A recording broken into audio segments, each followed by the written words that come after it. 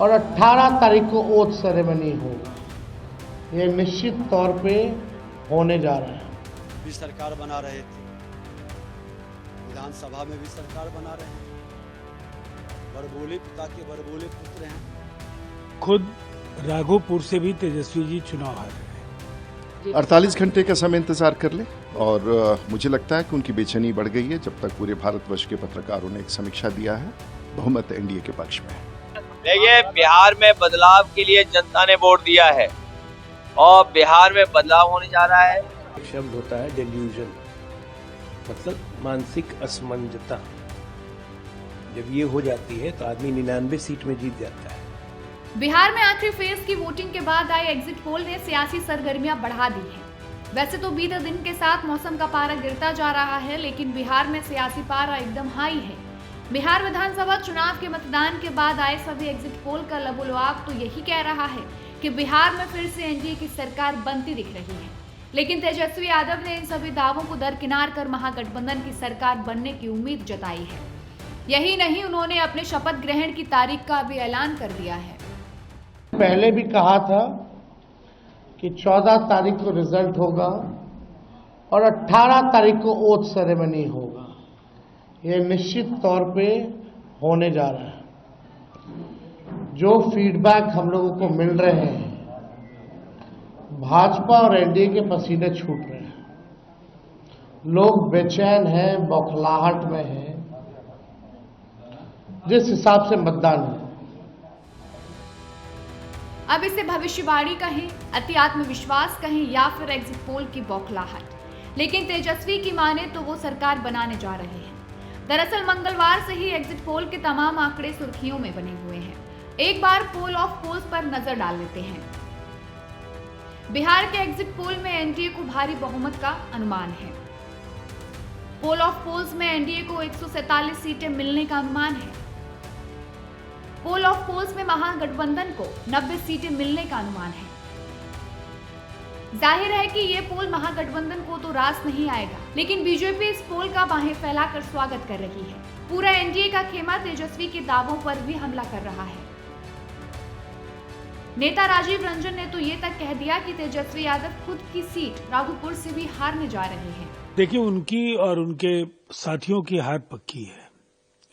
खुद राघोपुर से भी तेजस्वी जी चुनाव हार रहे हैं और इसीलिए लगातार आरोपों प्रत्यारोपों के जरिए वो मतगणना के बाद जब नतीजे आएंगे तो फिर बहाने जो वो लगातार ढूंढते रहे हैं उनको क्रमबद्ध तरीके से फिर बताएंगे कि हम तो पहले भी बोल रहे थे कि ऐसा होगा वैसा होगा। राघोपुर विधानसभा सीट से आरजेडी उम्मीदवार तेजस्वी यादव के बयान उन सारी संभावनाओं से उलट हैं जिसकी चर्चा सियासी गलियारों में हो रही है।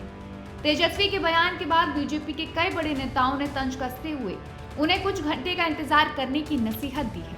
वो लोकसभा में भी सरकार बना रहे थे, विधानसभा में भी सरकार बना रहे हैं, बड़बोले पिता के बड़बोले पुत्र हैं। कुछ भी दावा कर देंगे, बिना सोचे समझे कुछ भी बयान दे देंगे, लेकिन मालिक जनता है। जनता ने जो जनादेश दिया है उसको स्वीकारना चाहिए। देर सवेर स्वीकारेंगे वो। देश भर के विशेषज्ञ और देश भर के समीक्षकों ने बताया है, उससे स्पष्ट परिणाम है। फिर से एक बार बिहार में एनडीए की सरकार, फिर से एक बार भाजपा जेडीयू की सरकार। 48 घंटे का समय इंतजार कर ले और मुझे लगता है कि उनकी बेचैनी बढ़ गई है जब तक पूरे भारतवर्ष के पत्रकारों ने एक समीक्षा दिया है, बहुमत एनडीए के पक्ष में है। एक शब्द होता है डेल्यूजन, मतलब मानसिक असमंजसता। जब ये हो जाती है तो आदमी 99 सीट में जीत जाता है। लोकसभा में 99 सीट जीत कैसे से करता है। जब ये हो जाती है तो आदमी अपने आप को मुख्यमंत्री भी बना लेता है, सरकार भी बना लेता है। यहाँ इमरजेंसी जब लगी थी, इमरजेंसी 77 में, तो यहाँ पे सब नेता लोग इसी तरह से पार्लियामेंट लगाते थे। कोई रिक्शा पर बैठ के वाइस चांसलर बनता था, कोई मुख्यमंत्री बन जाता था। लालू जी उसमें पात्र थे।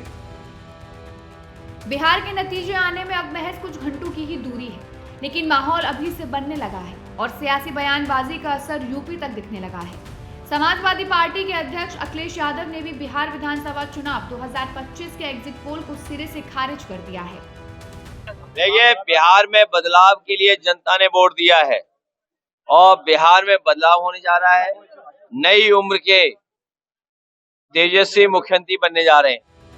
अखिलेश यादव भले ही एग्जिट पोल को नकार रहे हैं, लेकिन यूपी में योगी सरकार के मंत्री बिहार में एनडीए की सरकार बनने का आश्वासन दे रहे हैं और उनके विश्वास के पीछे एग्जिट पोल नहीं बल्कि पीएम मोदी और बिहार के सीएम नीतीश कुमार पर जनता का विश्वास है। विधानसभा चुनाव हुए, ये बहुत ऐतिहासिक जो मतदान प्रतिशत रहा, इसके लिए सबसे पहले तो तमाम हमारे बिहार के सम्मानित हमारे भाइयों को, साथियों को बहुत बधाई, क्योंकि उन्होंने लोकतंत्र की स्तंभ को मजबूत करने का काम किया।